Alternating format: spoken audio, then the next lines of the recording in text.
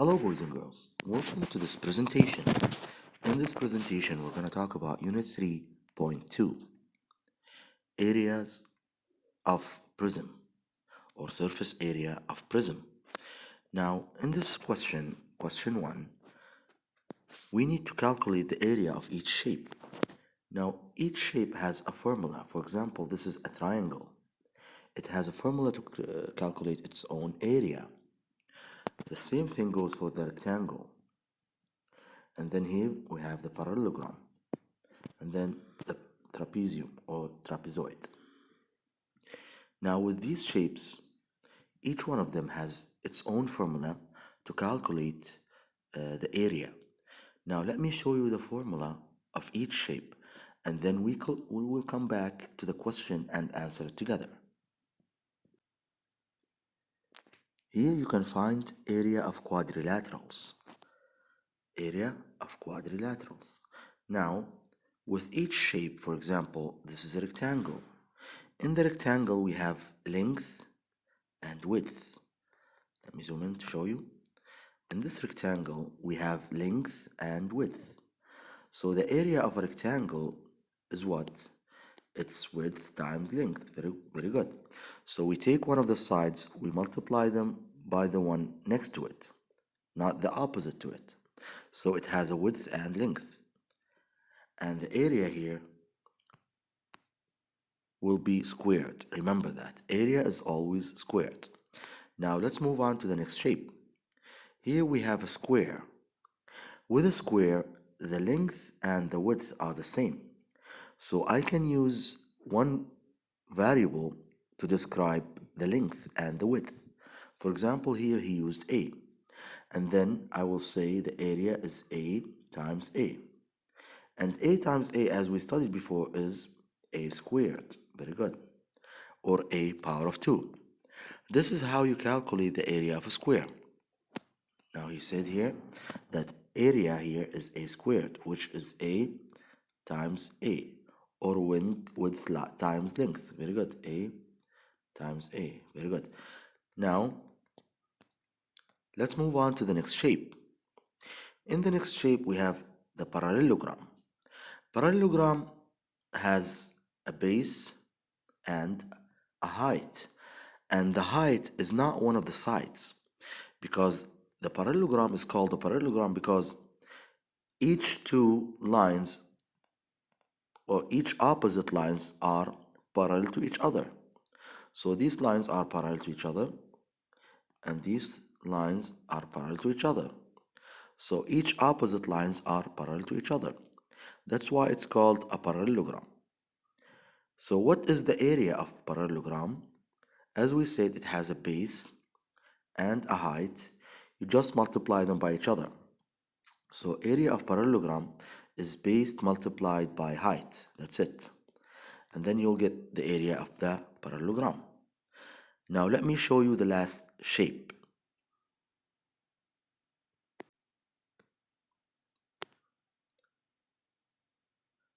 Now here we have the trapezoid.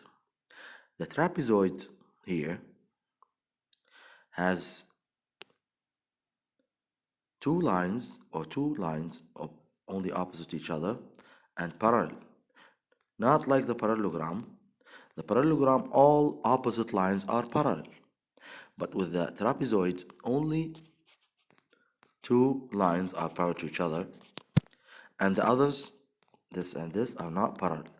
That's why it's called a trapezoid. And we have the height. The height is a line that has 90 degrees with the two parallel lines. So it's a line between this, and it must have a 90-degree angle, as you can see here, this and this. So with trapezoids here, we have two opposite parallel lines only. We don't have, not all of them are, all opposites are parallel. Only two opposites are parallel, the others are not. Now, and then we have the height. The height is a line between the opposite ones. Between the two parallel lines. And it must have a 90-degree between the two lines. That's why we call it height. And then we will have this and this, which one of them is the base and the other is the top or the roof.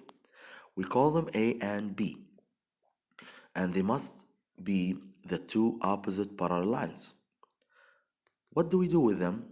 We add these two together, so A plus B, and then we divide them on 2, and then multiply them by the height. So we add A and B, divide them on 2, and then multiply them by the height. Now let me show you the formula of a trapezoid. The area here is the same.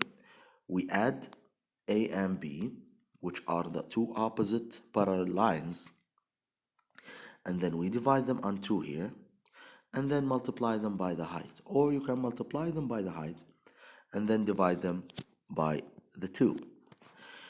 And A and B, they call them the bases of the trapezoid. We have a long base and a short base, and H here is the height. So you have to understand this. So with trapezoids, we have long base, which is this one, they call it A, and then we have a short base, which we call it B. We add them together, divide them on 2, and then multiply them by the height. That's it. Now, these are the formulas of these 2D shapes. You have to memorize these formulas to answer the question that I gave you. Now, let's go back to the question and see how do we answer it.